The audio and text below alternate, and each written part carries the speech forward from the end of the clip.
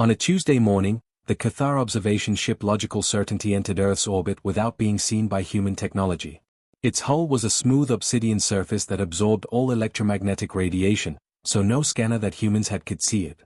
300 Cathar scientists worked in perfect silence inside. Their long, gray bodies moved with mechanical precision through hallways lit by pale blue light. Commander Zekthor stood before the primary observation screen, his large black eyes, entirely pupil, no iris, fixed on the blue-green planet below. His kind had evolved on a planet where feelings were a weakness and survival depended on being completely logical. Over thousands of years, the Cathar took out the parts of their brains that controlled their emotions and put in better ones that worked better. They talked to each other using a mix of clear spoken language and bioelectric signals that sent pure data without any feelings getting in the way. "Initial scans are done, Commander," said Science Officer Velnar, her thin fingers moving quickly over a holographic screen.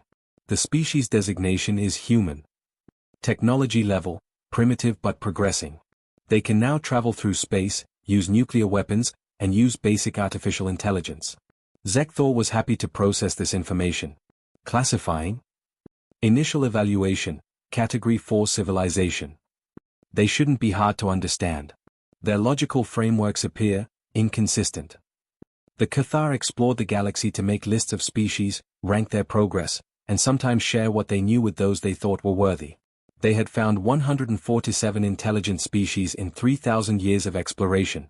Everything followed patterns that were easy to see. They had learned that logic was the same for everyone. To stay alive, people had to use their resources wisely, reproduce in a smart way, and stop doing things that waste time and money. Humans would be no different. "Deploy observation drones," Zekthor commanded. Standard protocol. "Complete records of social structures, technological capabilities, and how decisions are made. We will understand this species within one planetary rotation." He had no idea how wrong he was. The drones, each no larger than a human fingernail, dispersed across the planet. They hid themselves in cities, towns, and rural areas where people couldn't see them. Their quantum processors began recording everything: conversations, interactions, daily routines.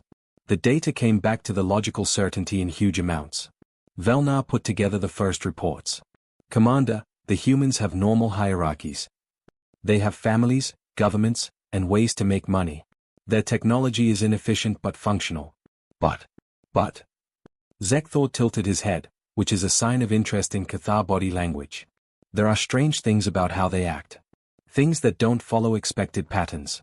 Right now, I'm looking at these outliers." "Explain." Velnar brought up a holographic video. It showed a human dwelling, what their database identified as a suburban home, in a place called Ohio. A man in his 40s sat on the steps of his house, and his face was twisted in a way that made his eyes leak clear fluid. "What's wrong with his eye lubrication system?" Zekthor wanted to know. "Commander, it is working normally. This is clearly a planned physiological reaction. The humans call it crying. Why would an organism choose to get rid of fluids? Is he injured?" Velnar changed the data. "No physical trauma detected. According to our linguistic analysis, he is experiencing something called grief. His domesticated animal companion, a creature called a dog, died 3 solar hours ago from biological failure. Getting worse with age." Zekthor stared at the screen. "I don't get it. Was the animal useful?" "Not clear. It did not give food, work, or safety. Our analysis indicates it was retained solely for companionship." Companionship. The word was in their database, but there wasn't a Cathar word for it. They understood alliance, cooperation, strategic partnership. But companionship, or forming a bond with another creature for no reason, was new to them. "The human is now," Velnar went on, "doing what they call mourning. For a few planetary rotations, he will probably keep acting this way. It will make him less productive and not serve any logical purpose." Zekthor saw the man put his face in his hands and shake his shoulders. Other people, who the data said were his neighbors, came up to him. They didn't try to change the way he was acting. Instead, they touched him and said things like "I'm so sorry," and "he was a good dog." Zekthor said, "They are encouraging the bad behavior. Why don't they tell him to get a new animal and get back to work?" "Unknown, Commander. This is the first of many strange things we have found in our data." Velnar showed dozens of similar cases over the next few hours. Humans crying during something called weddings, ceremonies where two individuals declared bonding intentions. Humans crying during movies, fictional visual narratives that served no educational purpose. People crying when their kids did small things. They always leak optical fluid, Zekthor said quietly. For reasons both negative and positive. The same physiological response to contradictory stimuli. This makes no sense. Yes, Commander. I recommend we expand our observation parameters. It's clear that we don't fully understand how people make decisions. Zekthor agreed with the suggestion, but he felt uneasy about it. He told himself it was just a logical unease. The Cathar said, if data goes against your prediction, your model is not good enough. He would need a better model. But as he watched more videos of people hugging, laughing, fighting, and yes, crying, a strange thought crossed his mind. What if there was no model that could hold all of this? He dismissed the thought immediately. With enough thought, everything could be understood. It was just a matter of time. Dr. Sarah Chen was in her lab at MIT, completely unaware that aliens were studying her kind. She was too busy working on her own research paper about how emotions spread in social networks. Her data showed that emotions spread through human populations like viruses, affecting decision-making, purchasing behavior, and even voting patterns. Emotions, she typed, are not merely personal experiences but social phenomena that bind communities together, creating shared meaning and collective action. If she had known that an alien race was having trouble understanding this very idea at that moment, she might have felt better. Or maybe scared. But in this case, not knowing was not just bliss, it was good for people. The Cathar had come expecting simple people. They were about to learn something that would change their whole way of life. 3 days into their study, the Cathar science team had recorded 47,392 cases of what they called illogical human behavior. Zekthor called an emergency meeting of scientists in the ship's main chamber, where holographic displays surrounded them like glowing walls of data. He said right away, we are failing. The Cathar did not soften bad news, facts were facts. Our models for predicting how people will act only get it right 63% of the time. In comparison, our models for the insectoid Threxol species were 98% accurate after 2 planetary rotations. The scientists who had come together stood in silence. A 63% accuracy rate was terrible by Cathar standards. The science officer Velnar stepped up. Commander, I think I found the main thing that's messing up our models. She activated a new holographic display. The humans have something they call emotions. These are neurochemical responses to things that make them act against their better judgment. These feelings aren't either or, they exist on complex spectrums with thousands of different versions. We know about basic survival responses, said Tekma, the ship's head xenobiologist. Fear makes you want to run or fight. Hunger makes people want to eat. These make sense. Yes, but human emotions go beyond just keeping us alive, Velnar said. They have names for more than 400 different feelings. Nostalgia. Schadenfreude. Sadness. Joy. Each one changes the way they act in ways that are hard to predict. Zekthor thought about this. Then we need to look at these emotional reactions up close. Choose an event with a lot of people. Something where a lot of people come together and show these feelings at the same time. We will watch and study. Velnar's fingers moved quickly over her interface. An event is starting in 2.3 hours at Carnegie Hall, which is a building in New York City. Type, musical performance. In particular, Beethoven's Ninth Symphony. Expected attendance, 2,800 humans. Music. Zekthor tried out the word. The Cathar thought of music as organized sound waves that were nice to listen to but not very useful. Why would thousands gather to hear organized sound? Don't know. That's why I think we should watch. Send out better sensory drones. I want to know the biometric information of everyone who is there. Changes in hormones, brain activity, and heart rate. We will measure these feelings. The drones got into Carnegie Hall and set up shop all over the beautiful concert hall. In the logical certainty, 20 Cathar scientists got ready to watch what they thought would be a simple cultural ceremony. They had no idea what would happen next. The lights went out. The 72-year-old maestro James Richardson, who was the conductor, raised his baton. And then, sound. The first notes of Beethoven's Ninth Symphony started to play. They were low, mysterious, and came out of silence like a question. The Cathar scientists were confused as they looked at their tools.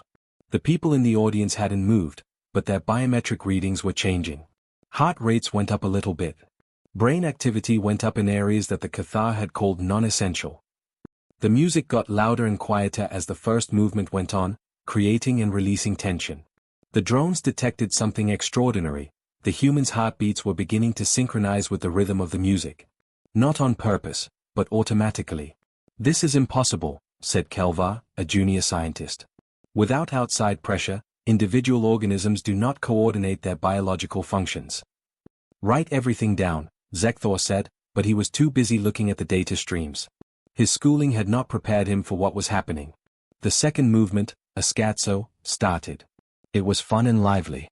Some people in the audience started to move their heads to the beat of the music. The Cathar database said that the facial muscles of an older woman who had her eyes closed made a smile, which is a sign of a good mood. The third movement came next, and everything changed. The music got slow and painfully beautiful. A simple tune that sounds like a conversation between old friends when played by different instruments. The first tears fell in the audience. Not just a few people, but dozens. Then hundreds.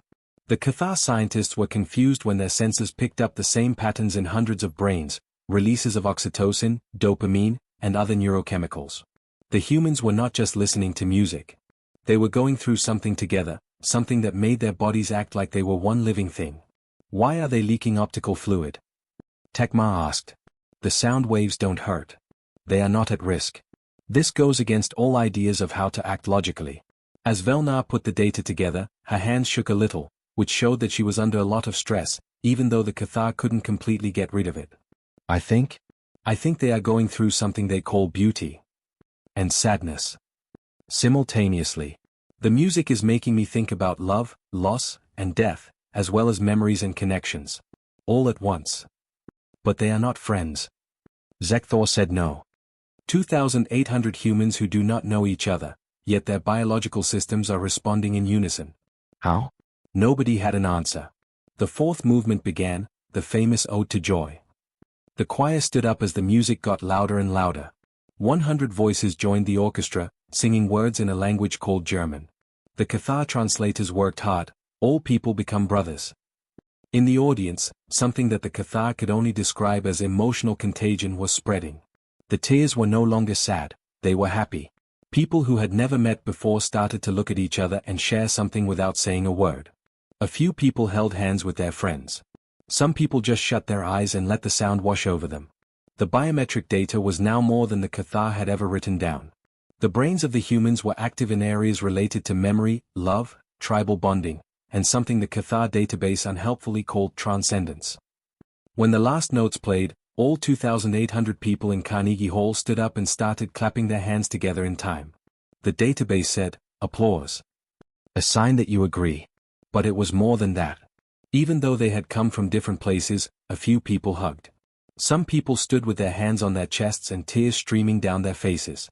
The drone said that one young man turned to his partner and whispered, "I love you." The Cathar data stream from that night had this phrase 847 times. Organized sound waves made people say "I love you."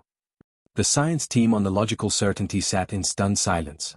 Finally, Tekmar said something. "I don't get what we just saw." The people spent a lot of time and money sitting in a building and listening to sound. The sound provided no information, solved no problems, and offered no strategic advantage. But it made thousands of people have the same biological response. "This is not logical," Zekthor said in the end. But the word didn't seem right. Velnar opened a new set of data. "Commander, I've been looking into this thing they call art. Dance, music, visual art, literature, theater, and film. People make these things all the time. They put a lot of money into it. And it doesn't help you stay alive. Then why do they do it? Philosophers and scientists say that art is a way to express feelings, make connections with others, and learn about what they call the human condition. It's how they deal with their own feelings and connect with other people." Zekthor watched recordings of the concert, where people hugged, cried, and smiled. They use it to get their feelings in sync. To create unity? Belonging? Maybe. But Commander, our data shows something else that worries me. Velnar's voice had a quality that the Cathar didn't often show, doubt. 37 of our observation drones broke down during the concert. When they were processing the music and the people's responses, their quantum processors started to act strangely. How did it break down? Their pattern recognition algorithms got stuck in loops, trying to make sense of what was happening. The activity patterns of several drones' processors were very similar to those of human brain scans. Like they were trying to feel the music. The suggestion was so strong that it felt like it was there. Cathar technology, which was based on pure logic, had been changed by human feelings. Not directly, but by being around it and seeing how complicated it is. Increase the observation parameters again, Zekthor ordered. What else can make this happen besides music? We need to know everything there is to know about how people feel. He didn't say it, and he barely admitted it to himself, but for the first time in his life, he was interested. Not in the logical, clinical way that a scientist writes down what they see in a specimen, but in a way that made no sense. He would later learn that curiosity was the first step for emotions to get into a rational mind. Commander Zekthor made a choice that was very strange for Cathar. He gave each scientist the job of following a certain person around and writing up a detailed case study. If emotions were the main thing that messed up their models, they needed to watch them closely for a long time. Science Officer Velnar received the most challenging assignment. Zekthor told her, "You will study grief. It is the most illogical emotional response we have seen. People put a lot of energy into grieving losses that can't be undone. They make up complicated rituals for death. We need to understand why." Without thinking, Velnar agreed. She was one of the most analytical members of her species, with 3 advanced degrees in xenosociology. She was the only one who could put a number on grief. Her subject was Margaret Hayes, a 67-year-old retired teacher from Seattle. Thomas, Margaret's husband of 43 years, died 2 weeks ago from heart failure. Velnar's surveillance drone followed Margaret around all the time, recording every moment of her grieving process. The first thing Velnar saw was that Margaret was talking to Thomas, who was dead. Margaret said to an empty kitchen, "I saw the most beautiful cardinal today, Tom. You would have loved it. Do you remember how you used to put out seed for them every morning?" Velnar's first look at it, subject showing signs of a mental breakdown. Talking to someone who has died. Recommendation, psychiatric intervention. But as she continued observing, she realized this wasn't aberrant behavior. A lot of people did this. They spoke to the dead, visited their burial sites, kept their possessions unchanged. Staying in touch with people who were no longer there. Why? Velnar mumbled to herself in the privacy of her observation room. The Cathar just moved on after losing. When an individual died, their contributions were archived, their position filled, and life continued. Effective. Makes sense. Margaret did none of these things efficiently. She cried at random times, like when she was cooking dinner, watching TV, or just sitting in her garden. Velnar wrote down each case in an effort to find the triggers. She would sometimes find them, a song Tom liked or a joke he used to tell. But a lot of the time, the tears came out of nowhere. Memories, Velnar said. The brain doesn't just store facts, it also stores emotional context. Past experiences come back to mind at random times, causing emotional reactions in the present. Very bad storage system. On day 8 of observation, Margaret's daughter, Rachel, visited. Velnar watched them interact with a clinical interest. Rachel said softly, "Mom, you need to start going through Dad's things. We can donate his clothes. Someone might need them." The Cathar database said that Margaret's face changed to anguish. "I'm not ready. I can still smell him on his coat. That's one less piece of him I have if I give it away." Rachel moved closer and embraced her mother, an action that the Cathar had observed thousands of times but still didn't fully understand. Touching each other for no medical or reproductive reason. "I know, Mom. We will wait. Take as long as you need." Velnar wrote down, "A secondary person is reinforcing the primary person's bad behavior. No effort to fix the logic. Instead, offering what humans call comfort, acknowledged suffering without attempting to eliminate it." This baffled her. Others helped a Cathar with a problem if they had one. They didn't just sit there and think about the problem. What was the point of comfort if it didn't help? Something unexpected happened on day 12. Velnar was going over video of Margaret's day when she saw that her own analysis had changed. More in-depth. More focused on Margaret's facial expressions than her actions. More interested in the why than the what. She rewound a part. Margaret was looking at a picture of Thomas and touching the glass frame with her rough hand. There were no tears on her face, but the muscles around her eyes and mouth had changed in small ways. The Cathar database called it wistful sadness, but Velnar suddenly thought those words weren't enough. What was Margaret feeling right then? The question shouldn't have been important. Velnar's job was to write down patterns, not think about what was going on inside. But she couldn't stop looking at Margaret's face, trying to figure out what it meant to miss someone so much that you kept their old jacket to remember how they smelled. She looked at her own biological data and was shocked by what she saw. While watching Margaret, her heart rate had gone up a little. Her brain was more active in areas that, in Cathar anatomy, were vestigial, remnants of an emotional past that her species had moved on from. Velna sat back, upset. She was going through something.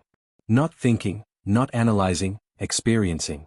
She pulled up videos of other people mourning and watched them in a certain order, trying to find the pattern that would make it all make sense. A woman who has lost her husband is putting flowers on his grave. A dad crying as he puts his son's old toys in boxes. A young woman writes letters to her best friend who has died. And slowly, even though it went against everything she had learned, Velna started to feel something she couldn't name. It wasn't pain, she hadn't lost anything. It wasn't fear, hunger, or any other emotion that would help you survive. It was a weight.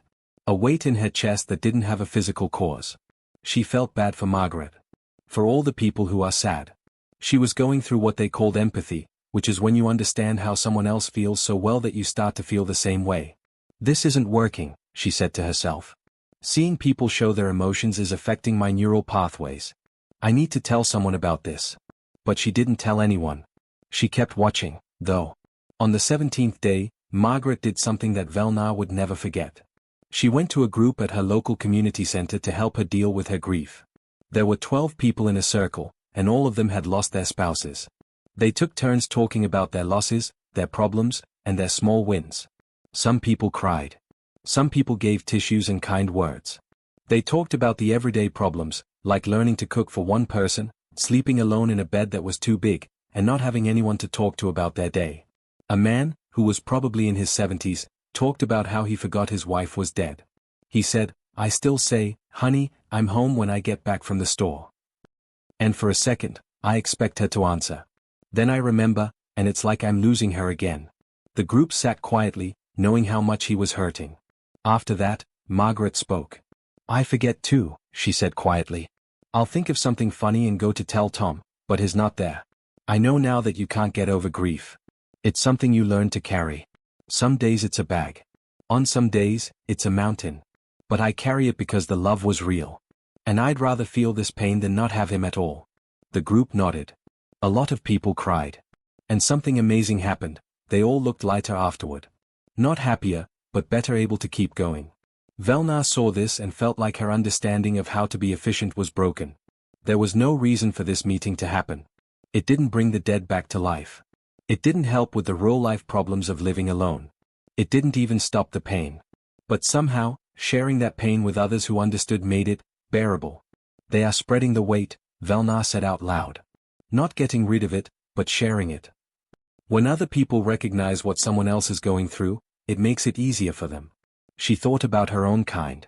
When a Cathar died, there was a short, logical, and efficient ceremony that ended with the archiving of their work. No one said they missed them. No one kept their things. No one sat in a circle and talked about their pain. Velna thought for the first time in her life that her species might have lost something when they took away their feelings. She reported her findings to Commander Zekthor in a private session. She said, "The humans don't see grief as a problem that needs to be fixed. They see it as a necessary reaction to love. The pain is in line with the connection. And instead of taking away the ability to grieve, they have built complex social networks to help each other through it." Zekthor paid close attention.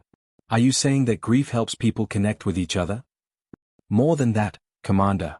What I'm saying is that the ability to grieve, or feel pain over loss, may be linked to the ability to make deep connections. People love deeply because they know they will be sad when that love ends. They pick it anyway. That is illogical." "Yes," Velna said. "It is also very strong. Someone who has mourned deeply has shown a level of connection that we can't even begin to understand. They have gone through something that will change them forever. People respect this instead of seeing it as a weakness. Even admire it." Zekthor didn't say anything for a long time. "What happened to your neural activity during this observation, science officer?" Velna thought for a moment. This was the moment of truth. "I experienced anomalous activity in my vestigial emotional centers. Especially when watching Margaret Hayes, the subject, when she is very sad. I believe that being around people who show their emotions for a long time can make our brains respond in a sympathetic way. You felt for them. Yes, I think so. That shouldn't be possible. But it did happen. Velna looked her commander in the eye. I think we need to look into this more. Grief is only one emotion. What about the others? If it can do this to us, what about them? What about happiness? What about love? Zekthor turned away to think about what he had just heard. He had his own confession to make, though he had not yet admitted it even to himself. He had felt something during the symphony observation when the choir sang about brotherhood and the people in the audience held each other. A flash. A ghost of a feeling that his ancestors had purposefully bred out of their kind. He had felt awe. Keep watching, he finally said. All of you. Write down everything. We came here to learn about a simple species. Instead, we might have found something that will change the Cathar for good. Neither of them said what they were both thinking. What if humans weren't so simple? What if they had just changed in a way that the Cathar never thought was possible? The Cathar science team got together 3 weeks into their study for what would later be called the Great Debate in their history books. The conference room was full of information, with holographic displays showing thousands of documented cases of people acting in ways that didn't make sense. But the scientists who put together that information were no longer the same people who had come to Earth's orbit with full confidence. They didn't know what to do. Angry. And something else they couldn't quite name. Commander Zekthor started the meeting with an unprecedented admission. We need to change the rules of our mission. We cannot classify humans using our existing framework. Traditional metrics of advancement, technological capability, resource management efficiency, logical consistency, are insufficient. We need a new model. Tekma, the senior xenobiologist, stood up right away. He was old for a Cathar, having spent more than 300 years studying alien species. Commander, with all due respect, we don't need a new model. We need to admit what the data clearly shows: people are not very smart. Their emotional systems always take over their ability to make rational decisions. By definition, they are a lesser species fighting against their own biology. Several scientists indicated agreement through bioelectric signals. But Velnar stood up to him. By what standard are they inferior? They have lived and thrived on their planet despite these feelings, or maybe even because of them. Made it. There was something like scorn in Tekma's voice. They are ruining their own planet by not taking care of their resources. They fight wars because they disagree with each other on ideas. They make weapons that can kill them. This is the result of emotional decision-making. And yet, Velnar said, her voice steady, they also make art that can bring thousands of people together in their feelings. They care for each other so much that they would rather be sad than never love again. They are willing to put their lives on the line for people they don't know. How do we put that in order? Zekthor watched the conversation with great interest. This was more than just an academic argument, it was a real-life ideological split happening right before our eyes. A younger scientist named Rexal spoke up. I have been looking into what people have done in science. They often make their biggest discoveries when they follow their gut or inspiration, which are emotional, non-logical leaps that turn out to be right. The human who discovered penicillin did so accidentally and pursued it based on a hunch. The person who proved relativity did it by doing thought experiments that needed imagination, not math. Accidents and luck, Tekma said. Methods that don't work well but sometimes do. Or, Rexal pushed, a different kind of smartness. One that can connect things that our logical minds can't. One that sees patterns in chaos because it operates through intuition, not just calculation. The chamber was full of bioelectric signals that were overlapping. This was the Cathar's way of having a heated discussion. Zekthor raised his hand to ask for quiet. One thing I've noticed that bothers me more than anything else is we have written down more than 2,000 cases of what people call self-sacrifice.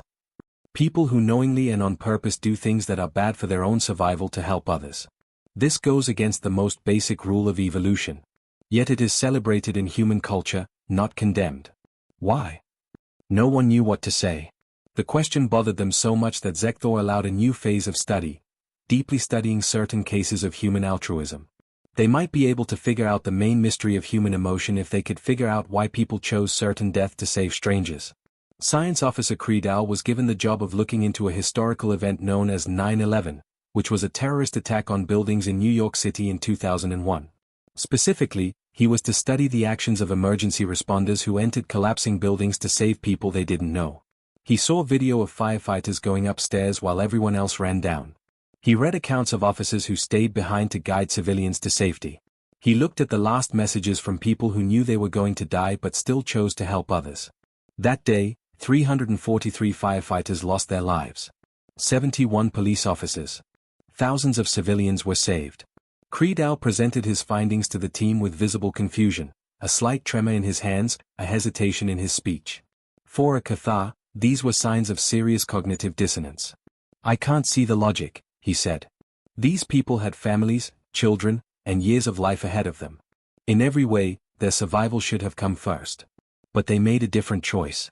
And the humans who survived speak of them with something called reverence. They built memorials. They tell kids their stories.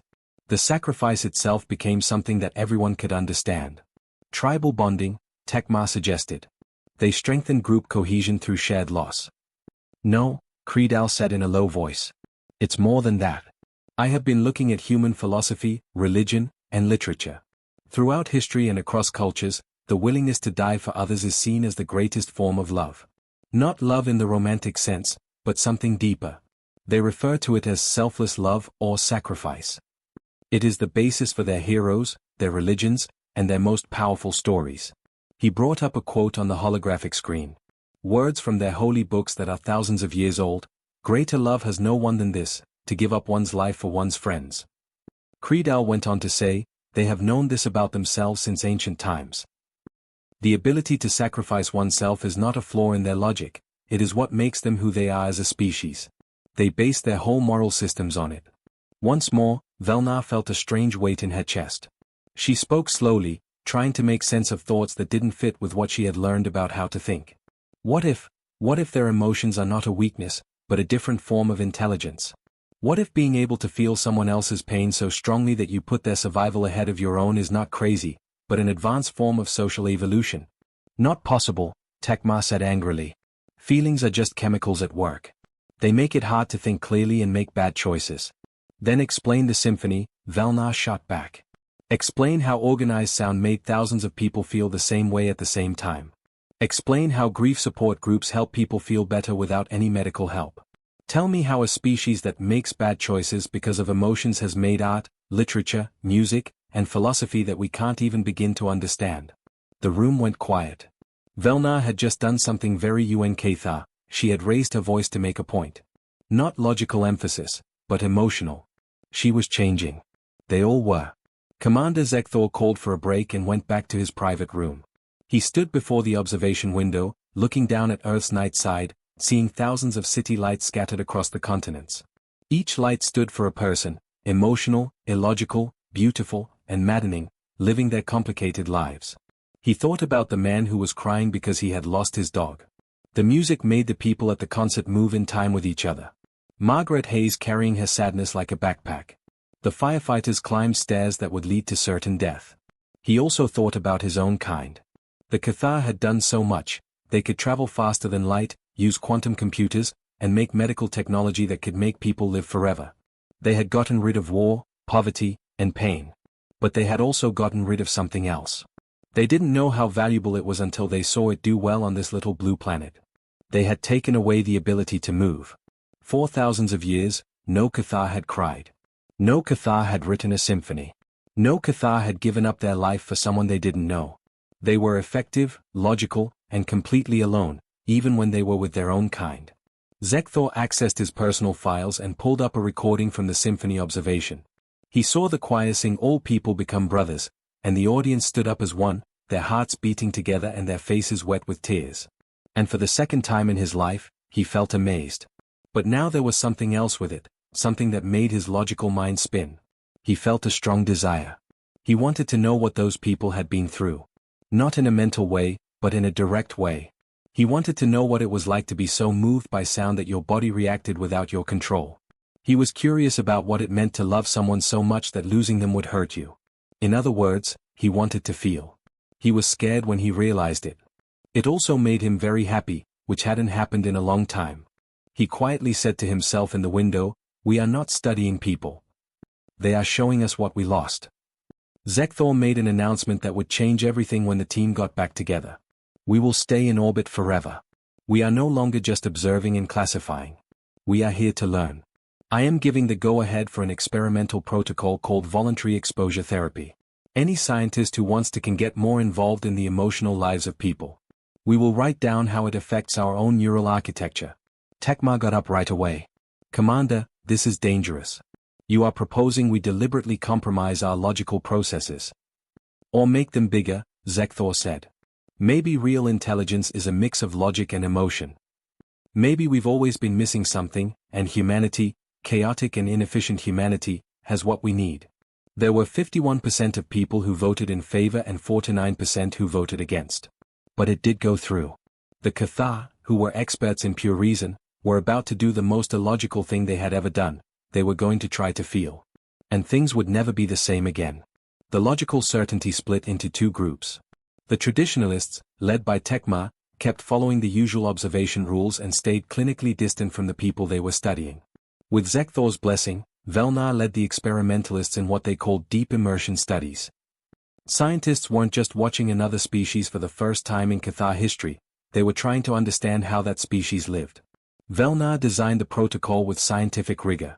We will expose ourselves systematically to human emotional stimuli and document the neurological effects. We start with less intense feelings and work our way up. She began with happiness. Her test group, which was made up of 12 Cathar scientists, watched videos of people being happy for 4 hours. Kids laughing at the park. Families getting back together at airports. Couples dancing at weddings. Athletes achieving victories. Friends hugging after being apart for a long time.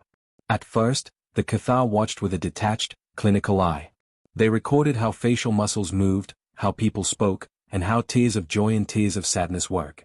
Standard analysis. But after about 2 hours, things changed. Nekrel, a junior scientist, was watching a video of a soldier coming home from a deployment. His daughter, who was probably 5 years old, waited at the airport with a sign that said, "Welcome home, Daddy." When she saw him, she dropped the sign and ran all the way across the terminal. The soldier dropped his bags and knelt, and she crashed into him with such force that they both nearly fell. "Papa," she yelled over and over. "Papa, Papa, Papa." The soldier put his arms around her and began to cry. His wife came running up, and then they all started crying, hugging, and laughing at the same time. At this point, Nekrel had seen hundreds of these kinds of reunions. But this one, for reasons he couldn't explain, made his chest feel tight. His optical systems made a little bit of fluid, not much, not like a person crying, but it was new for a Cathar. His voice was shaky when he said, "I think I'm having an emotional response." Velnar quickly looked at the activity in his brain. His brain's vestigial emotional centers were active, which hadn't happened in Cathar brains for thousands of years. "Write down how it feels," she told him. Nekrel had a hard time finding the right words.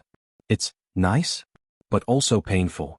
I am happy that they are back together, but I am also sad about the time they spent apart. Her happiness is contagious, and I want to smile just like she does. But I also understand why the soldier is crying because I know how much it hurts to be away. It doesn't make sense and it's wrong, and I don't want it to stop." The other scientists in the group reacted in the same way. Small but noticeable emotional responses. They were starting to feel. The traditionalists were shocked. "You are making yourselves sick." During a heated command conference, Tecma made his case. "These are not scientific breakthroughs, they are psychological problems. You are not becoming more Cathar, you are becoming less Cathar. Or maybe," Velnar said, "we are becoming more whole. Commander, I ask that you let me speed up the protocol. If we are seeing changes that can be measured, we should go after them in a planned way." Zekthor had been doing his own private research by watching human movies, reading their poetry, and listening to their music. He had cried twice, an experience so foreign that he had initially believed himself ill. But the tears had felt right. Cathartic, the humans called it. "Approved," he said. "But only if you want to. No scientist will have to take part." It's interesting that 60% of the crew ended up volunteering. It was too hard to resist the pull of feeling something, anything, after thousands of years of emotional flatness. The experimentalists moved on to emotions that were more complicated. They looked at couples to learn more about romantic love between people. They looked at how parents loved their kids by watching them interact. They looked into friendship by writing about people who have been friends for a long time. Creedel, the science officer, was very interested in the human idea of the laugh. People laughed at jokes, which were funny because they used logic in a way that was surprising. They laughed at things that were silly, ironic, and funny in a physical way. When they were nervous, happy, or embarrassed, they laughed. Laughter had many social uses, such as bringing people together and relieving stress. Creedal looked at human comedians to figure out what made something funny. The logical analysis was straightforward. Humor often arose from subverted expectations, from violations of normal patterns presented in safe contexts. He could figure out how things worked. But knowing why people laughed was not the same as finding something funny himself. He saw a comedian talk about how bad his father's cooking was. The dad had tried to make pancakes but somehow set them on fire. The comedian asked, "Who burns pancakes? They're already flat. The flames can't go anywhere." He made a two-dimensional hell. The people who saw it laughed out loud. Creedal looked at it and saw that it was an exaggeration with silly images and a relatable home scene. He knew what the parts were. But then, unexpectedly, something happened. His face muscles twitched. His chest cavity felt empty. A sound came out of his throat that was short, awkward, and not like human laughter at all, but it was definitely similar. He thought something was funny. Creedal sat in shocked silence, trying to make sense of what had just happened. He had felt humor, not understood it intellectually, but felt it physically and emotionally. The ridiculousness of the pancakes on fire had made his brain react in a way that was beyond his control. He watched more comedy right away, like a scientist who had just found a new element. And over time, little by little, he started to laugh more often. His laugh sounded strange, too robotic and too short, but it was real. Other people who were doing experiments were laughing too within days. The sound started to show up in the ship's hallways, which scared the traditionalists. The logical certainty was becoming less certain and more real. Some of the experiments didn't go well. Meltara, a scientist, offered to study sadness by watching human dramas, which are sad stories meant to make people sad. She watched movies about people who are dying, relationships that don't work out, and terrible losses. She got sad. It began slowly. She stopped caring about her normal tasks. She couldn't stop thinking about the pain she had seen. The fictional human character's pain became, somehow, her pain. She cried like a real person while watching a movie about a child who died of cancer. Velna was worried when she looked at her neural scans. Meltara's brain chemistry had changed in a way that made it look like she had clinical depression like a human. She was making too much cortisol, her dopamine response was lower, and her ability to think logically was very bad. "I can't make it stop," Meltara said. "I can't stop thinking about all the pain. The kids who pass away. The lovers who break up. The parents who are sad. People are always aware of this.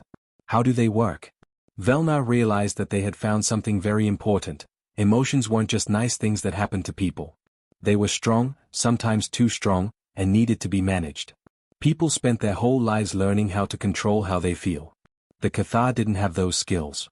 She took Meltara out of the study and told her to work on a human idea that had come up a lot in their research: therapy. Humans had developed elaborate systems for managing emotional pain. Meditation, counseling, support groups, and cognitive behavioral therapy. They had recognized that emotions could become pathological and had created tools to address this. Meltara started reading books on human psychology and learning how to meditate. Over the course of a few weeks, she got better. She didn't get rid of the depression completely, but she learned how to deal with it. To be sad but not let it take over your life. "I understand now," she told Velna, "why humans need each other so desperately. You can't handle your emotions on your own. They need help, community, and a shared burden. The humans are not weak for needing this, they are wise for acknowledging it." Commander Zekthor himself changed the most dramatically. He had been conducting his experiments privately, but the changes were becoming visible to his crew. He smiled from time to time, which Cathar faces could do but didn't often do. His tone changed more often when he spoke. One time, a junior scientist made a mistake that didn't hurt anyone, and instead of giving a logical critique, he laughed. But the real change happened when he chose to learn about love between people. Not romantic love initially, that seemed too complex. He began with something easier, the love between a parent and child.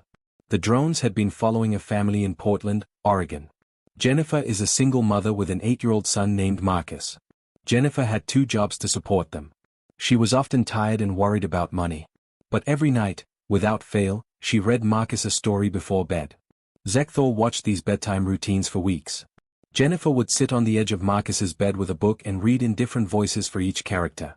Marcus would snuggle under his blankets, his eyes getting heavy. He would sometimes stop to ask questions or make comments. Mom, do you think dragons are real? I think they're real in your heart if you believe in them hard enough. That's not very scientific. No, but it's very magical. And there are times when magic is more important than science. Then she would kiss his forehead and say, I love you more than all the stars in the sky. That's a lot of love, Marcus would say in a sleepy voice. Jennifer would say, not enough. Never enough for you. Zekthor kept watching these scenes over and over. This ritual didn't have any real benefits. The stories didn't teach anything. Marcus's behavior didn't change even though people said they loved him. But it was clear that both mother and son loved these times. Then, one night, something happened that completely broke Zekthor. Marcus got sick, but it wasn't anything serious, it was just a bad flu. But he felt awful and cried because he was in pain. Jennifer stayed up all night next to his bed, wiping his forehead with a cool cloth, humming soft songs, and telling him stories even though he couldn't sleep. Mom, my stomach hurts, Marcus whined. I know, baby. Here I am. I'm not going anywhere. Promise. Promise. Jennifer looked exhausted. She had to go to work in the morning. This didn't work well. She could have given him medicine and then gone to sleep. But she stayed. And Zekthor felt something break inside his chest. He understood, suddenly and completely, what he was witnessing. Jennifer wasn't staying awake because it made sense. She wasn't calculating Marcus's needs versus her own. She was staying because it hurt her deeply to see her child suffer, and the only way to ease that pain was to ease his. She loved him so much that his pain became her pain. His happiness, her happiness. They were two different people, but they were emotionally linked in a way that didn't make sense. This was what humans meant by love. Zekthor cried. Not dignified crying, but sobs that shook the whole body. His crew found him hours later, still watching the videos, with tears streaming down his face. Sir? Velnar asked with care. Are you having a problem? Zekthor was able to say, no. I'm going through exactly what I was meant to go through. Velnar, we were wrong. For 3,000 years, we have been wrong.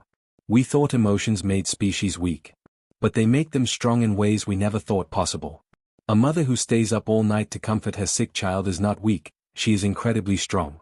She has something worth protecting more than her own comfort in life. She has love. He turned to look at his crew, many of whom had come to see what was going on. We got rid of our feelings in order to move forward. But we didn't advance, we diminished. We got smaller, not bigger. Efficient, but empty. I would give up all of our technological progress to feel what that mother feels for her child. That's what it means to be truly alive, my friends. The ship stopped making noise. Zekthor had just said what a lot of them had been feeling but couldn't say. They had come to learn about people. Instead, people were showing them how to be more than they had ever been. Now the question was, what would they do with this information? The logical certainty was no longer one. Two separate groups had formed, and the tension between them grew every day. The experimentalists, who now made up almost 65% of the crew, had changed in important ways. They laughed, cried, and made friends that went beyond work. They hugged each other, which was awkward at first but got easier as time went on. In a way, they had started to bring back emotional abilities that had been dormant in Cathar biology for thousands of years. This made the traditionalists very scared, almost horrified. You have contaminated yourselves with an inferior species dysfunction, Tekmar said during what would become the most important command meeting in Cathar history. This mission was supposed to record and categorize. Instead, you let human stupidity get the best of you. Commander Zekthor, who was now openly emotional in ways that would have been unthinkable when they first got there, looked at Tekmar with a new look, compassion. Tekmar, I understand your worry. I used to feel the same way. But please think about this. What if we've been working from wrong ideas all along? What if getting rid of emotion wasn't progress but self-harm? Our species got rid of emotion because it was a waste of time. It led to fights, bad choices, and wasted resources. No, Velnar said. She had become Zekthor's strongest ally in this philosophical revolution. Our ancestors got rid of emotion because they were scared of it. They went through a lot of fighting and thought the best way to solve the problem was to get rid of the source. But they got rid of the good things too, like love, joy, and wonder. She pulled up holographic screens that showed the history of Cathar. Look at our art before the emotional purge. It was beautiful, meaningful, and had a purpose beyond survival. After the purge, it was functional, minimalist, and empty. We didn't just get rid of dysfunction, we got rid of beauty, meaning, and purpose beyond survival. Tecma's body became tense. We had perfect social harmony. No wars, no crime, no unfairness. To get there, we had to get rid of our feelings. At what cost? Zekthor asked in a low voice. Yes, we don't have war. But we also don't have passion or deep connections. We reproduce through logical pairing algorithms, not love. We raise children together, but there are no parent-child bonds. We live for centuries but never really know another person. We have gotten rid of suffering, but we have also lost the ability to feel deep joy. Was that worth it? The question was there, like a real thing. Velcora, a young scientist who had been quietly watching, suddenly spoke up. Yes, Commander, I can answer that. I've been reading human literature, especially their poetry. Can I share something? Zekthor nodded. Velcora put the words on the holographic screen. "'Tis better to have loved and lost than never to have loved at all." A human poet named Tennyson wrote this over 400 years ago. Humans understand something we have forgotten, that the risk of pain is always present with the chance of deep joy. They choose the risk anyway, not because they are foolish, but because they know that a life without emotional depth is not truly living. Tecma said, "Foolish sentiment." Is it? Velcora's voice sounded more sure of itself. I've been feeling things for 3 weeks now. I've cried 7 times and laughed 63 times. I've felt angry, happy, curious, sad, and yesterday, when a human child thanked her mother for a small act of kindness, I felt something I can only describe as warmth in my chest. I can tell you for sure that I wouldn't trade those feelings for anything. I'm more myself now than I've ever been. There were murmurs of agreement on the experimentalist side of the room. Tecma stood up quickly. Then you are no longer Cathar. You are now something else, something that has been compromised. Or something else that's more complete, Zekthor said. Tecma, I'm not telling anyone to take part in these experiments. I understand your worries. But I have to ask, are you afraid of emotions themselves, or are you afraid of what feeling them might mean for your understanding of our whole civilization? The question hit home. For a long time, Tecma stood still, his face unreadable. Finally, he said, this conversation is pointless. I want formal proof that I am against this course of action. When we get back to Cathar Prime and tell the High Council what we found, they will see this mission for what it has become, a warning about contamination. He turned around and walked out of the room. 40% of the crew went with him.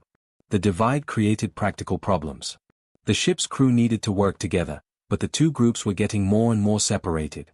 The traditionalists were cold and closed off to the experimentalists. The traditionalists thought the experimentalists were worryingly unpredictable. Zekthor knew that this couldn't go on. He told Velnar to come to his private room.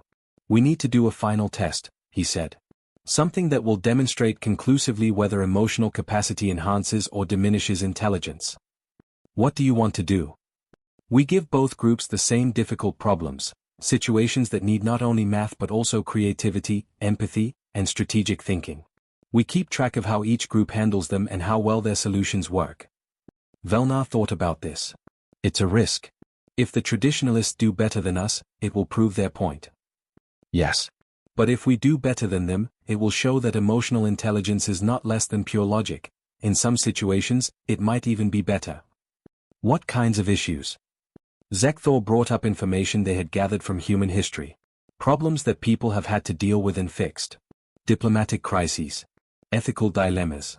Situations where pure logic gives you more than one good answer, but emotional intelligence tells you which one is really better. They designed 6 scenarios, each based on real human events. A lack of resources that forces people from different groups to make choices about how to use them. A scenario for first contact with a species that is hostile. A moral quandary regarding the sacrifice of one individual to preserve the welfare of many. A diplomatic crisis between two groups that have real problems with each other. A decision made by a parent about how to punish a child who broke the rules for compassionate reasons. A leadership situation that calls for building trust with a group of people who have been hurt. Both groups got the scenarios at the same time and had 8 hours to come up with answers. The results were very surprising. For the resource shortage scenario, the traditionalists produced an optimal distribution algorithm based on population size, current need, and projected consumption. Mathematically flawless, completely just according to logic.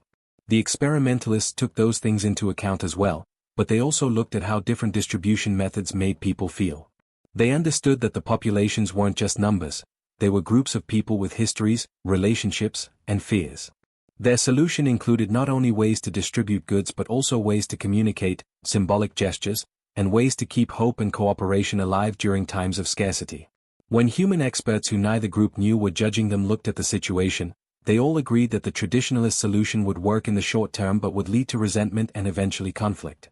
The experimentalist solution met both practical and emotional needs, which led to long-term cooperation. In the first contact scenario with a species that could be hostile, the traditionalists figured out how dangerous the situation was and what the best way to defend themselves was. They got ready for war while still being able to talk to each other. The experimentalists did something more complicated. They tried to figure out what might be making the behavior hostile. Are you scared? Misunderstanding? Protecting resources? They came up with a first contact protocol that took into account the other species' possible fears and gave them comfort through actions, not just words. They suggested vulnerability displays, which are planned acts of non-hostility that require taking risks. Diplomacy experts said that the experimentalist approach was emotionally intelligent and much more likely to lead to peaceful contact. The moral quandary of sacrificing one to save many was the most enlightening. The traditionalists thought it made sense to save 5 lives at the cost of 1, since that would mean 4 more lives saved. Basic math. The experimentalists were very worried about the question. They considered the value of trust, the precedent set by forced sacrifice, the trauma inflicted on those who survived knowing someone died for them. They came to the conclusion that the sacrifice might be necessary in very rare cases, but the choice should never be easy, and the person who was saved should never forget how much it cost. The traditionalists found the right answer, one experimentalist said. But they missed the most important point: some right answers should hurt. The moral weight of choosing to kill someone, the emotional toll of making that choice, stops people from making such choices too easily. People know this. They know that some decisions should be painful, because the pain itself protects against becoming a monster. Zekthor showed the results to the whole crew when they were all put together. He thought he would be proven right. He got something harder. He said, the experimentalists did better in complicated social situations. Situations that need empathy, emotional intelligence, and creative problem-solving. But he got another set of data. The traditionalists did better at pure math problems, technical problem-solving, and situations where speed was important. This was because they didn't process emotions, which made them able to make decisions faster in some situations. Velnar knew right away what this meant. Both ways of thinking are useful. Emotions are not always better or worse, they depend on the situation. That's right, Zekthor said. Humans developed emotional intelligence not to replace logic but to add to it. In their brains, the parts that process logic and emotion work together, with each one informing the other. They can feel deeply while still thinking strategically, and they can empathize while still calculating risk. He looked in the direction of where Tekma and the traditionalists were. You were right that feelings can get in the way of good judgment. We were right that they can help it. The truth is that both are needed for full intelligence. It was hard to tell what Tekma was thinking. So what do you want to do, Commander? We need to stop seeing this as a black and white choice. The Cathar don't have to be all emotional, but we also shouldn't be all logical. We need balance and integration. We need to become what humans already are, beings who can think and feel and use each ability when it's needed. There was a long silence after that. Finally, a scientist named Kriven, who had stayed neutral during the whole debate, spoke up for the traditionalists. Commander, I have a question. If we agree that emotional capacity is important, how do we safely bring it back? Our species worked for hundreds of years to get rid of it. We can't just do it overnight. No, we can't, Zekthor said.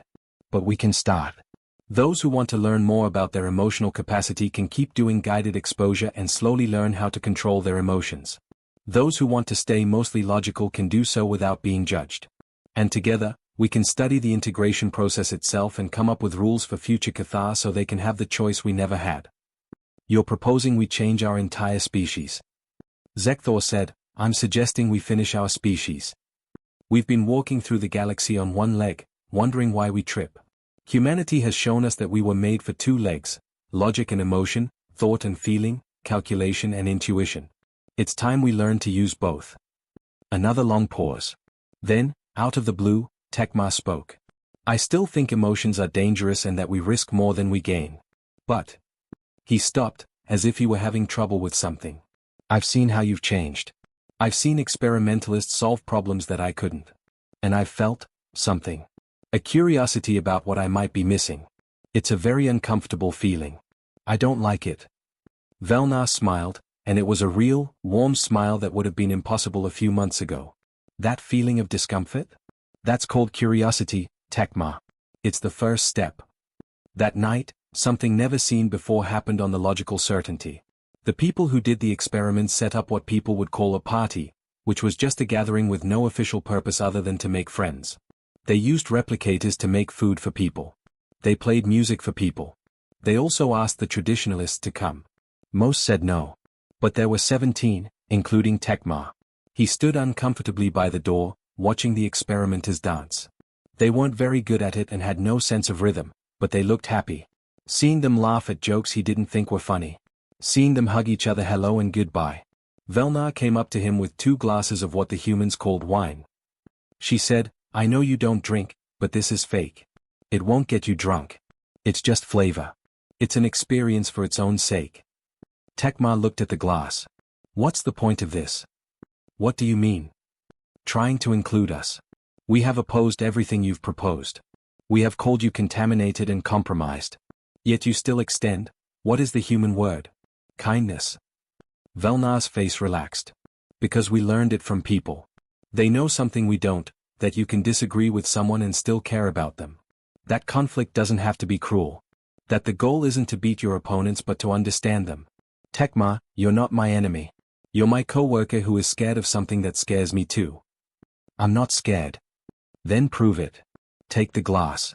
Do something you've never done before. Not because it's logical, but because it's an experience you've never had. Life is more than math, it's feeling, connecting, and taking risks.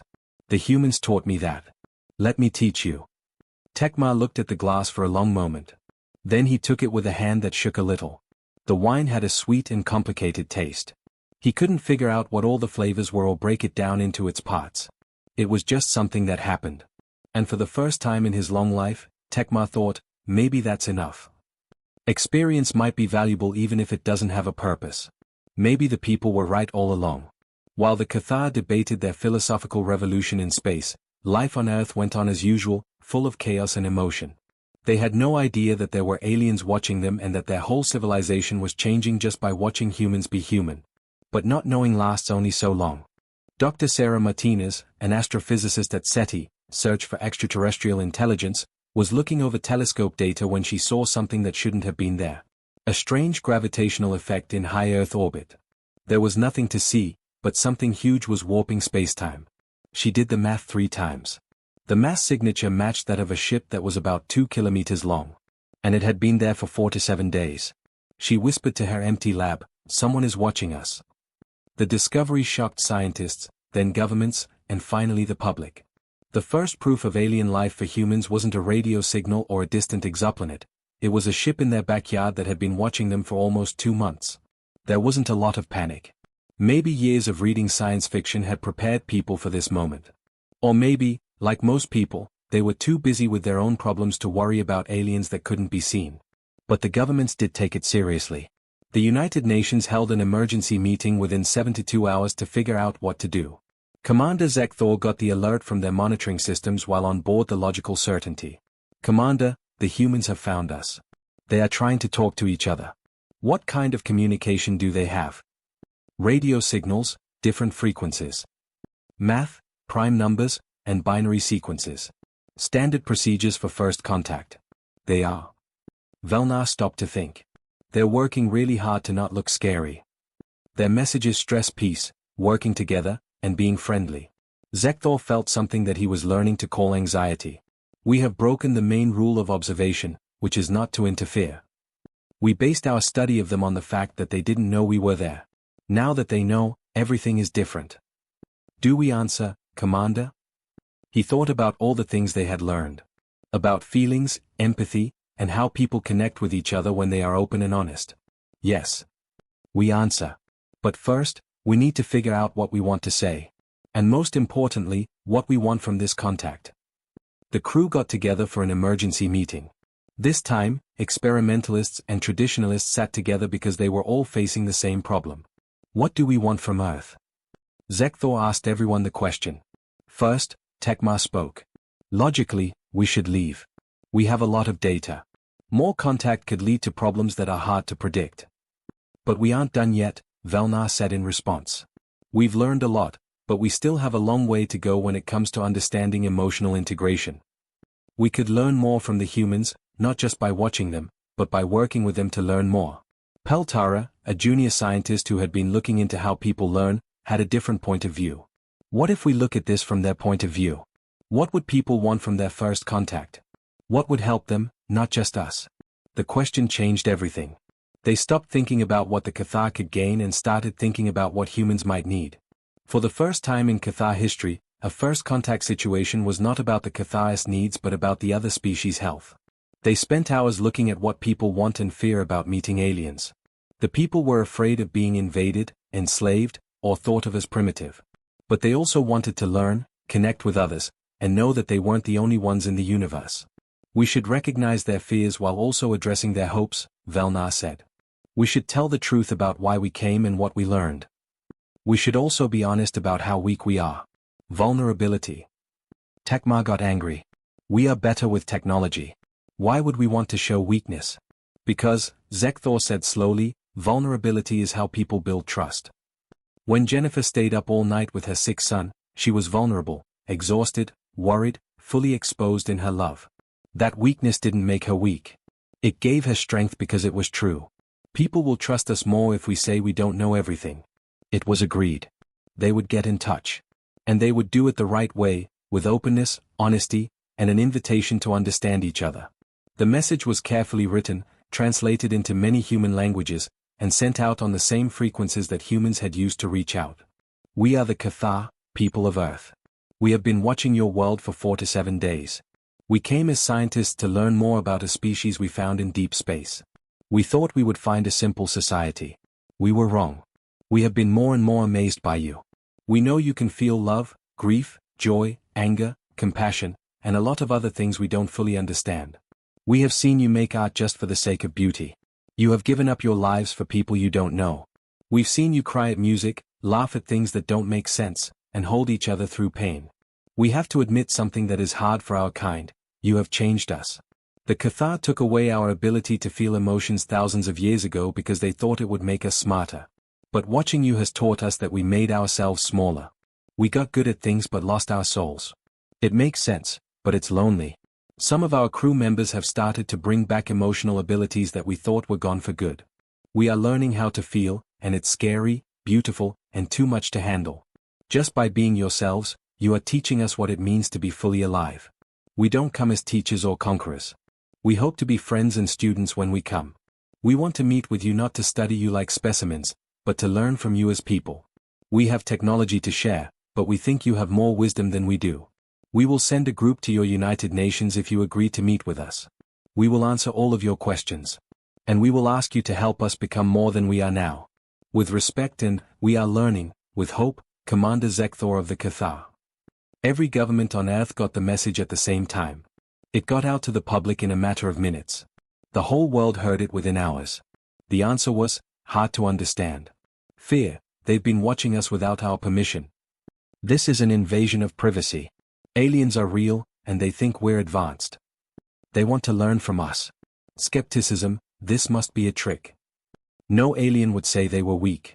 We broke the aliens by being emotional, said Humor. This is the most human thing that has ever happened. But there was a big change in how people saw themselves behind all the reactions. They had always thought that they were less advanced than any aliens they might meet. The Cathar's message said something else, that the fact that people have so many different emotions might be their greatest strength, not their weakness. The emotional contagion researcher Dr. Sarah Chen was asked to be part of the human group that would meet with the Cathar. So was Maestro James Richardson, the conductor. Jennifer from Portland was also famous after her bedtime routine with Marcus went viral when the Cathar included it in their follow-up messages explaining what they had learned. Why me? Jennifer wanted to know when the UN got in touch with her. I'm just a mom. That's exactly why, the UN representative said. The aliens learned about love by watching you and your son. They want to know what you mean to them. And you're proof that the best things about people aren't found in labs or government buildings, they're found in everyday lives lived with extraordinary love. The meeting was set for a week later, giving both groups time to get ready. The place, literally neutral ground. The Cathar would send a shuttle to the International Space Station, where people from Earth would meet them. Something unexpected happened on Earth as the preparations began. People changed the way they lived. People began to see themselves in a new way when they found out that aliens had watched them and been moved by their art, love, grief, and laughter. Parents hugged their kids more on purpose. Artists made things with a new sense of purpose. People got in touch with family and friends they hadn't seen in a while. A movement started online, #living for their aliens. People shared real, messy moments of being human, not perfect ones that had been carefully chosen. Crying in movies. Having fun with friends. Helping people you don't know. Making art. Everything that the Cathar found so strange and lovely. One viral post said, "If being human is enough to impress an advanced alien species, maybe we should stop trying to be more than human and just be better at being what we are." In a strange way, it was a time when everyone accepted themselves. They were upset, not thinking straight, and all over the place. And it seems that was not only fine, but also useful. Something to learn from. Deserving of celebration.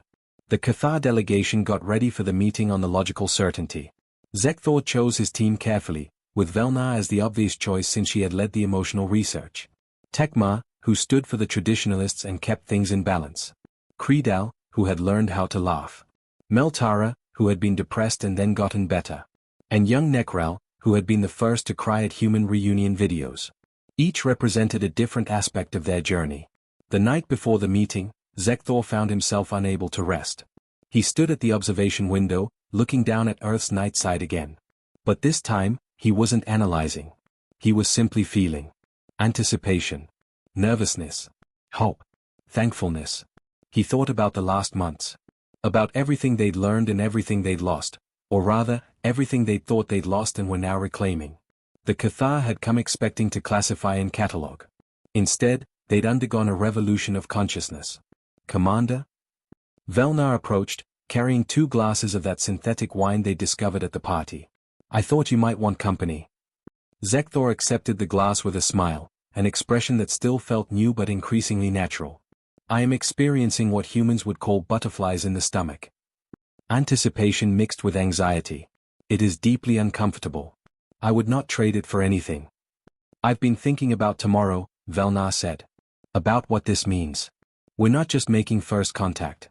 We're admitting that another species is more advanced than us in ways that matter. The Cathar has never done that before." "Yes. And it is the most reasonable thing we've ever said. To be truly smart, you have to admit what you don't know. People understand feelings in ways we are just starting to understand. Whether we like it or not, they are our teachers in this. Do you think the High Council will get it when we come back? Or will they see us as contaminated, as Tekmar feared?" Zekthor thought for a moment as he sipped his wine. "I believe they will fight back. I think there will be those who argue for quarantine, for classifying Earth as a dangerous anomaly. But I also think that once enough Cathar experience what we've experienced, the transformation will be unstoppable. You can't forget how it feels to laugh. You can't forget how it feels to be moved by music. Once you've felt all of consciousness, going back to half consciousness is too much to handle." Then a revolution. "An awakening," Zekthor said. "The Cathar have been sleeping for 3,000 years. Tomorrow, we start the process of waking up." They stood together in comfortable silence, watching the planet that had changed them, getting ready to meet the beings who had done the impossible, made a species of pure logic learn to feel.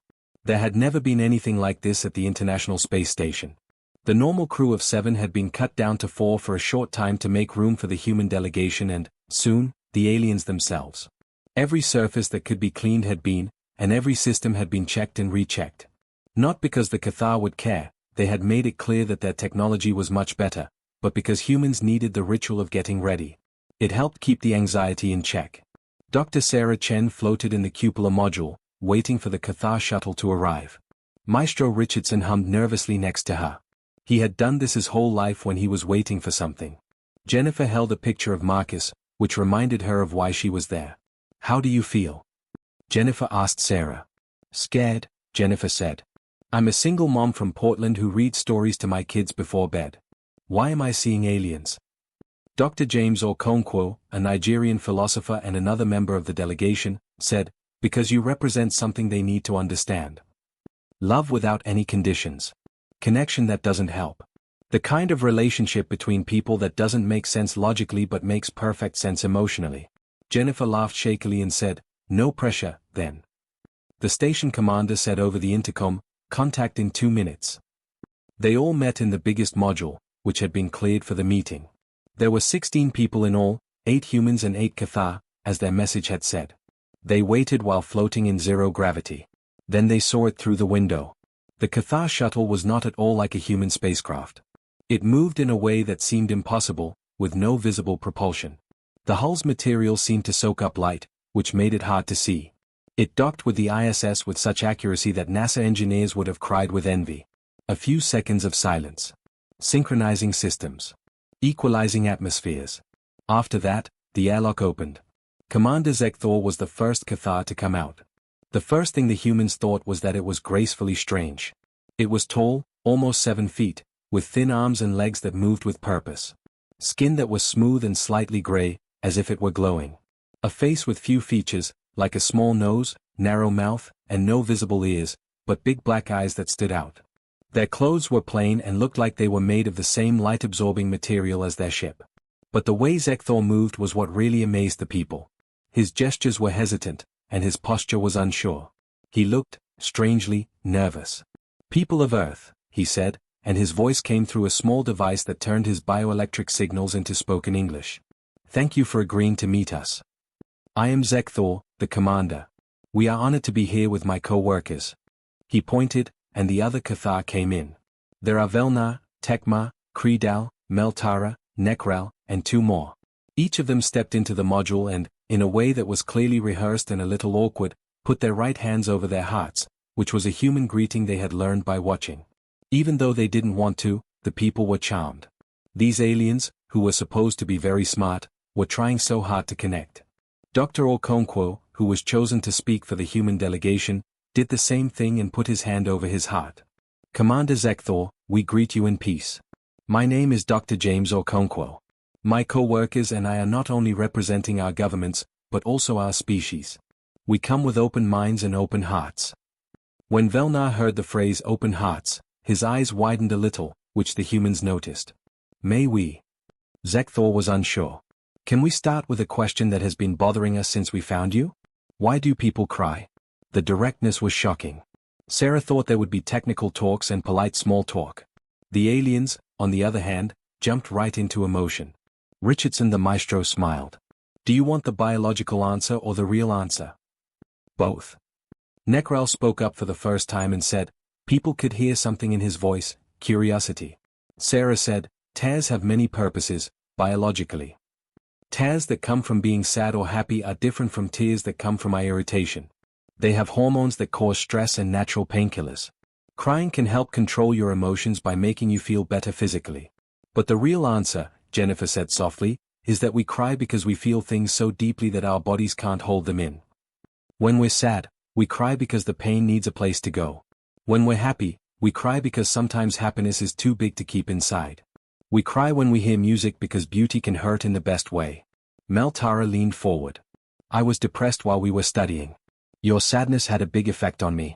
How do people carry such heavy things? Dr. Elena Rodriguez, a psychologist, said, we don't carry them alone. That's the most important part. We share our pain with other people. We make support systems, like friends, family, therapists, and support groups. The burden is lighter when others help carry it. But why would other people help carry a burden that isn't theirs? Tekma asked, sounding truly confused. What is the logical reason? Jennifer thought about Marcus, who was sick with the flu, and the night she couldn't sleep next to his bed. Because when you love someone, their pain becomes your pain. You feel happy when they are happy. You're not separate people figuring out what's best for you. You're linked. Your health depends on their health.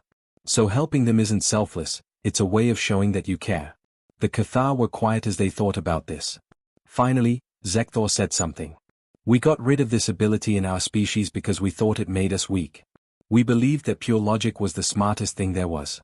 But watching you has taught us that we cut off part of ourselves. We got good at things, but not all of them. What made you change your mind?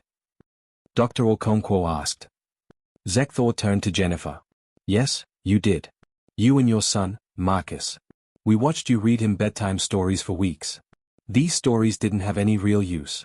They didn't teach him science or math. They were just times when they connected.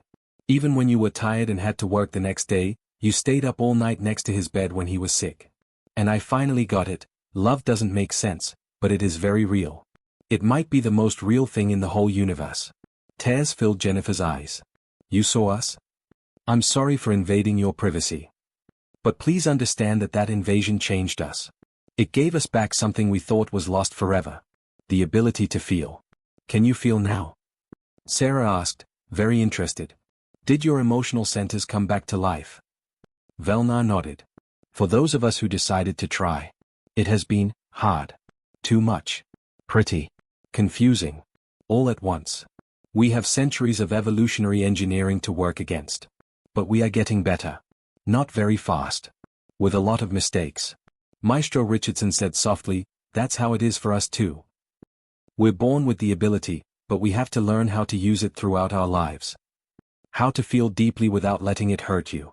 How to stay open without feeling too much. It's a lifetime job. Would you? Nekral spoke in a hesitant tone. Will you teach us?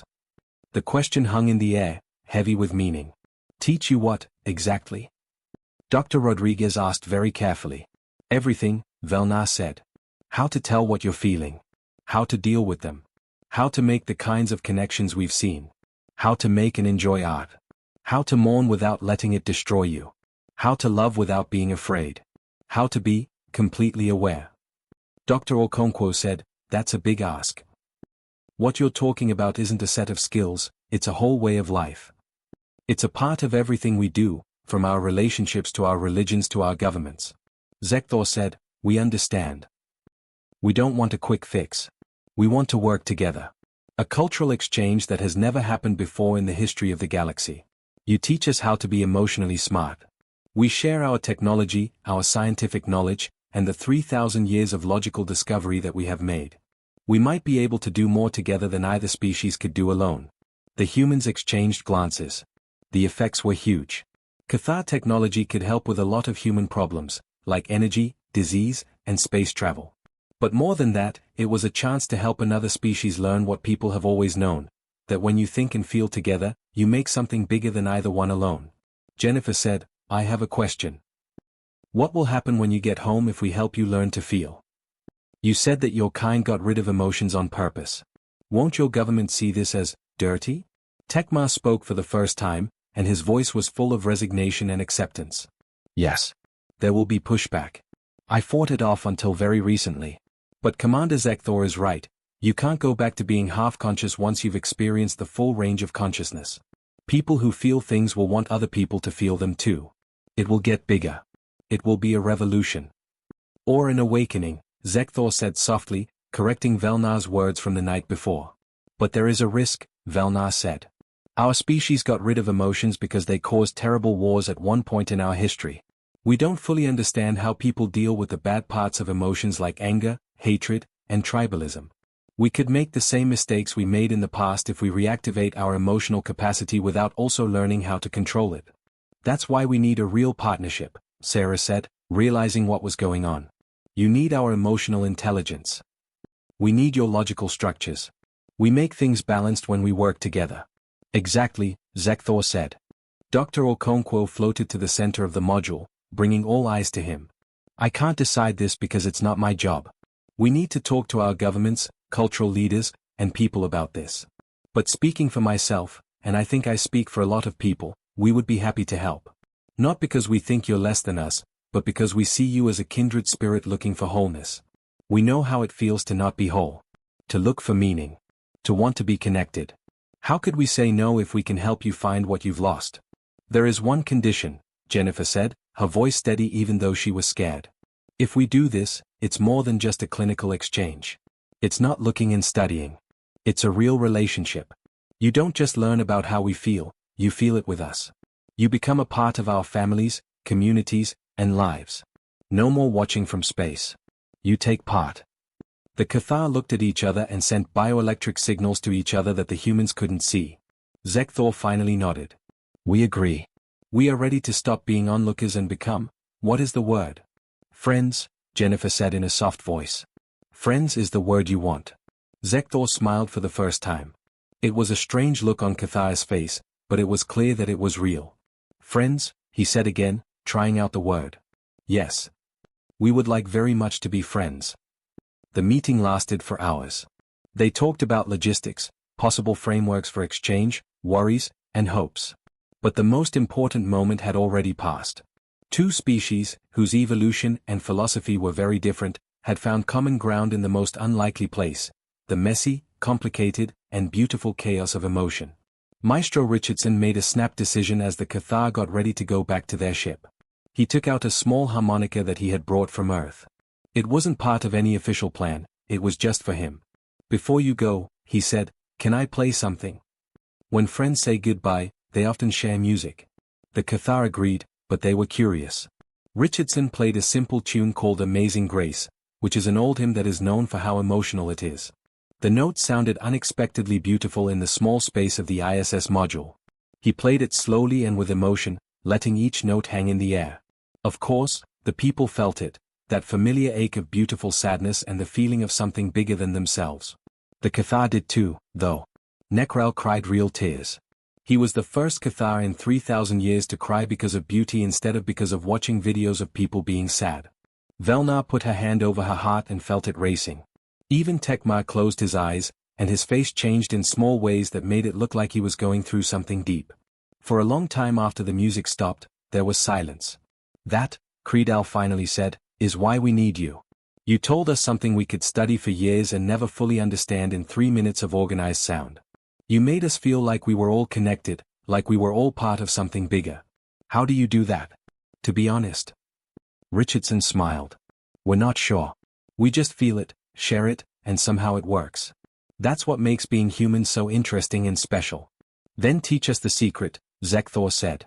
Show us the magic. Teach us what it really means to be alive. The Cathar left, promising to come back soon, and the humans floated in the ISS module, trying to make sense of what had just happened. We just made first contact with an alien species, Sarah said slowly. Instead of them teaching us, we're teaching them. About feelings. About being a person. Jennifer laughed and said, it's the most human thing ever. Of course we'd meet aliens who are better at technology than we are and end up giving them therapy. But Dr. Okonkwo's face was more serious. This is bigger than any of us realize.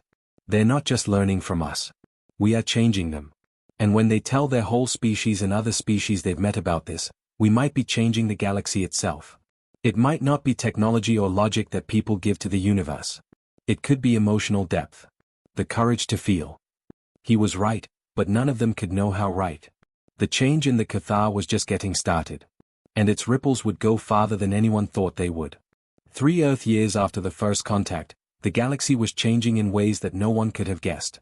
The logical certainty had come back to Cathar Prime, bringing not only data but also changed people. Commander Zekthor and his crew were now ambassadors for something their species didn't have a name for, wholeness. As Tekmar had predicted, the first response was resistance, fear, and accusations of contamination. The High Council held emergency meetings. Medical professionals looked for signs of mental damage in the returning crew. Traditionalists wanted people to stay in quarantine. But you can't keep an idea from coming to life.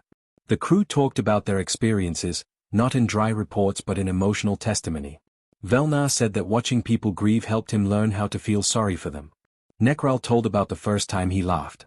Creedal said that beauty made him cry.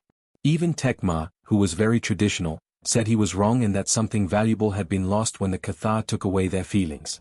Zekthor also showed them music. He played the High Council recordings of Beethoven's Ninth Symphony. He showed them people coming together again at airports. He played them Amazing Grace on the harmonica by Richardson. He showed them Jennifer reading Marcus bedtime stories. And he saw that the council members were starting to feel something moving in neural pathways that had been dormant for a long time. It was a close vote, 51 to 49 in favor of officially recognizing Earth as a partner species and allowing more emotional research. But 51% was all they needed.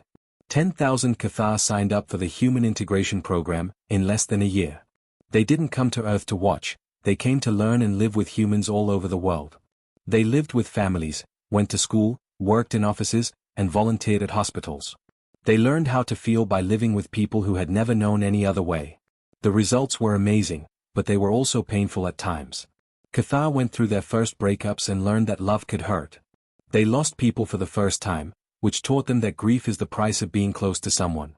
They got mad, learned to forgive, felt jealous, and practiced being kind. Every feeling that people dealt with every day was new to them. But they were also happy. They fell in love in strange, strong ways, sometimes with each other and sometimes with other people. They made art that was strange and alien, but people thought it was hauntingly beautiful. They became friends not because they were logically compatible, but because they had an emotional connection that couldn't be put into words. In short, they became whole beings. The change wasn't just one way. People also got something out of it. Cathar technology changed the way we make energy, medicine, and travel in space. Cathar's logical frameworks helped people understand their own feelings better, which is more important. Cathar scientists created ways to control emotions that combined their logical way of thinking with human emotional wisdom. This made therapeutic methods that worked better than either species could do on its own. The partnership showed that logic and emotion aren't two separate things, they work together to make up a whole person. A ceremony took place at the United Nations building in New York on the 5th anniversary of the first contact. Cathar and humans came together to remember what they now called the awakening, the time when both species started to grow beyond their limits. Commander Zekthor, who is now Earth's main Cathar ambassador, stood in front of thousands of people from both species. In 5 years, he had changed a lot. His movements were smoother, his facial expressions were more varied, and his voice had emotional tones that weren't there when he first got there. 5 years ago, he said, the Cathar came to Earth thinking we would catalog a primitive species. We found teachers instead. You taught us that progress isn't just about technology or logic, it's also about the ability to connect with others, to see beauty, and to love. You taught us that being able to feel deeply is not a sign of weakness, but the most brave thing you can do. He stopped for a moment, and those who knew him well could tell he was upset. But you taught us something else that might be more important. You showed us that it's never too late to make a change. For 3,000 years, we thought we had grown out of feeling. We made a mistake. Instead of holding on to our mistake, we learned to own up to it, to be open about it, and to ask for help. The willingness to grow, even when it hurts, might be the most valuable gift a person can give. He was joined on stage by Velna. She stayed on Earth for most of the 5 years, working with psychologists to make Cathar emotional education programs. We brought you technology, she said. You gave us people. You got the better end of the deal, it wasn't a fair trade. The audience laughed, and both Cathar and humans liked the joke. But together, we're making something that neither of our species could do on its own. A model of what intelligence can be when logic and emotion work together. Jennifer was there, sitting in the front row with Marcus, who is now 13 and one of the first human kids to grow up with Cathar. She had become an unlikely celebrity, the mother whose simple act of reading bedtime stories had helped an alien race wake up emotionally. When she was asked to speak, she walked up to the podium with her usual modesty. She kept saying, "I didn't do anything special. I just loved my child. I read him stories because it was more important to me than sleep, convenience, or any other logical reason. That's what people do, we put connection first, even when it's hard or costs us something, because we know one thing, we're not meant to be alone. We're supposed to be together." She saw the Cathar in the crowd. "You've thanked us for teaching you about feelings. But you have also taught us something. You have reminded us not to take our ability to feel for granted. You've shown us that our ability to feel, empathize, and make beauty for its own sake aren't bugs in the human program. In a world that often values productivity and efficiency, these are things that make us human. They are features. They're what makes life worth living." Marcus went up on stage with his mom and held a painting he had made with his Cathar friend Kelvin. It showed Earth and Cathar Prime next to each other, with a bridge made of music notes, tears, and laughter connecting them. "This is us now," Marcus said with the confidence of a young person. Two species learning from one another. Making something pretty together. The ceremony ended with a performance that perfectly showed how both species had changed. The New York Philharmonic, which now had 12 Cathar musicians who had learned to play human instruments, played a piece that was written by both Cathar and humans. It was called the Symphony of Awakening, and it combined the emotional expression of humans with the logical structure of Cathar in ways that neither species could have done on their own. The music started with pure Cathar composition, which was beautiful in its logical perfection and mathematically correct. Then human things came in, the cry of longing from a violin, the cascade of joy from a piano, and the deep voice of sorrow from a cello. The two styles worked together, each making the other better, to make harmonies that were both intellectually and emotionally satisfying. Cathar and humans cried together in the audience. They held hands even though they were different species. They smiled at each other, and they both knew what the other was thinking because they had both seen beauty together. The standing ovation lasted for 12 minutes after the last note. People weren't just thankful for the music, they were also celebrating everything it stood for. Two species that had completed each other. Logic that had learned to feel. Emotion that had learned to think. Integration leads to perfection. Zekthor and Velnar walked through Central Park that night, which was something they had done every night since they came to Earth. The park was never really dark because of the city lights, but you could see some stars. Do you ever regret it? Velnar asked. Beginning this change? I sometimes think about what would have happened if we had just left, put humans in groups, and moved on. Zekthor stopped walking and looked up at the stars. They had once seemed so far away and cold, but now they felt full of promise. I'm thankful every day that we didn't. 5 years ago, I was alive. I live now. I like how warm the sun feels on my skin. I hear people laughing and feel happy. I see that boy and his mother and know what love is. I feel loss and know that the pain is a sign that the connection was important. I feel whole in a way that I didn't know I was missing. Velnar said, the High Council wants us to tell other species what we found. They want to find out if emotional reactivation could be good for everyone in the galaxy. We could change the whole galaxy. We already are, Zekthor said. One relationship at a time. One moment of connection at a time. That's how change happens, not through big speeches, but through small, repeated acts of real engagement. That is what the people taught us. They started walking again, happy in the silence that wasn't empty but full of understanding, friendship that had grown over the years, and two people who had learned what it meant to really see and be seen by someone else. I love you, Velnar said out of the blue. Not romantic love, they knew how to tell the difference, but deep friendship love. Is that weird to say?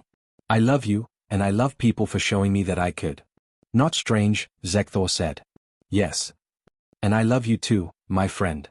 5 years ago, the words would have had no meaning. They were so simple and so human. They were words that had changed an entire species, that had brought together pure logic and pure feeling, and that had shown that intelligence wasn't about choosing between thinking and feeling but about learning to do both.